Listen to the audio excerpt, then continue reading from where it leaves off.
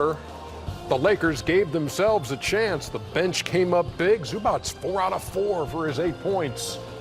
And the Lakers not only got back in the game, they took the lead, and they're up by 4 after 24 minutes, 67-63, playing out there at the Peak in OKC.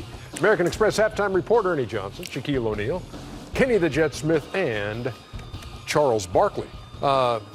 So that was a turnaround by Luke Walton's bunch there in the second quarter. You know, he went to the bench. Yep. Like sometimes when your starters aren't playing well, a lot of coaches try to ride it out. He said, hey, you guys ain't going to play, I'm going to go to my bench. But I think the main thing it shows, Ernie, is why I don't think OKC is a legit contender. They got a good team. They're going to win a lot of games. But when you're playing against a bad team, you're up 17 at home, you got to put your foot on their neck. You got to say, hey, listen, first of all, the Lakers don't think they can win this game. When they're down 17, you take it to 25, 30, the game's over. But now, they're in for a dogfight now. But this says more about Oklahoma City. That's why when I talk about the legitimate teams in the West, OKC is not one of them. They like the pretty girl who's dumb. 30 bench points. You know a lot of for the Lakers in the first half. Our American Express teammates come from the Lakers starting lineup. Kyle Kuzma, Lonzo Ball, both in double figures. Kuzma's got 13. Lonzo's got 10. Hit that big 3 late as the Lakers have the 67-63 lead. So we've seen good Lakers, bad Lakers, and here to pick it apart is Kenny the Jet. Well, you know, I think Chuck hit it on the head, and so did Luke. Because the NBA, bad teams, if you lose every quarter by 4 points, doesn't sound like a lot. You lose a game by 16 points, you're getting blown out. So what happens is your game preparation, you're getting ready to play, sometimes cost you wins, and sometimes you have enough talent to get back in the game. So let's say if I'm going to the board, and I'm not prepared. So, all right, I'm not there yet.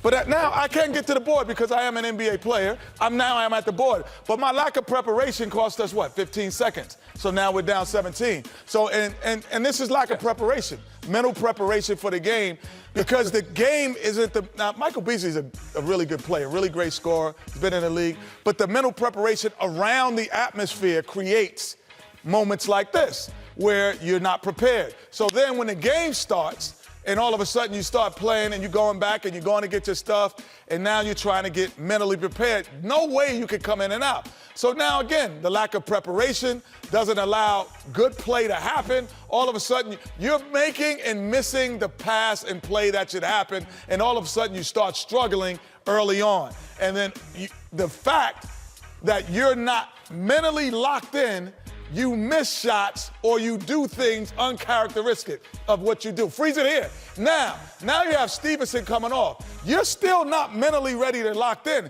because the play isn't really going to Hart, who actually comes in and gets the layup.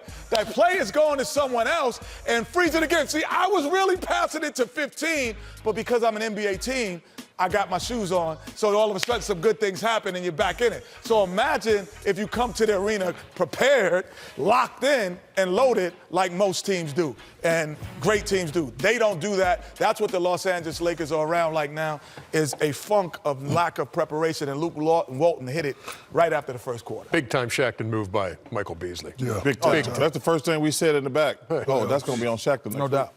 So if I ask you guys, I'm going to be talking about Paul George, sorry to... No, let's move on. If I ask you whose team is it on OKC, you're going to say Russell Westbrook. Yeah. Okay, so for all you guys that are number 2 and number 3, you should check out Paul George. Never hear him complain about shots. He just goes and plays. Right here, if you just hustle and play hard, you create opportunities for yourself. We all can play. You know we can't win without the 1-2 punch. So if you're the 1 or the 2, all you got to do is play right here. Russell Westbrook, respect him. He's saying, go ahead, Paul. I done scored a few. You go ahead and score a few right here. Give me the ball, Russ, and let me go to work. So if you're the 1 or the 2, it don't matter what number you are. Stop complaining and just go to work. To the fact that he was the 2 and stayed there. Yeah. I mean, won a couple other places. It's what's going to make this team better. What's going to put a W got to up. play and everybody got to go to work. That's what we've been talking about pretty much all year. Guys, I never understand why it has to be somebody's team. Well, first of all, it is somebody's team, but being number 2 ain't bad. Like, it ain't like you're number 2 to, I don't want to call any players out. It ain't like you Scottie Pippen. Hey, Scottie Pippen was a hell of a player. Ain't no shame in being number 2 to Michael Jordan. Ken McHale's the best player I ever played against. He's number 2 to Larry Bird. Thank you. Ain't nothing wrong with that. I mean, it just amazes me at times how these guys, like, they worry about their brand, who's going to get the max. I'm like, yo, man, we out here to win. And it's frustrating watching some of this crap I have to deal with today, Ernie. 67-63 is the halftime score. The Lakers on top after trailing by 17. This girl still ain't pretty and still done. Pretty funny. Paul, I like you, Paul Tavake. Did I get that right? Tavake? Okay. Is that for them?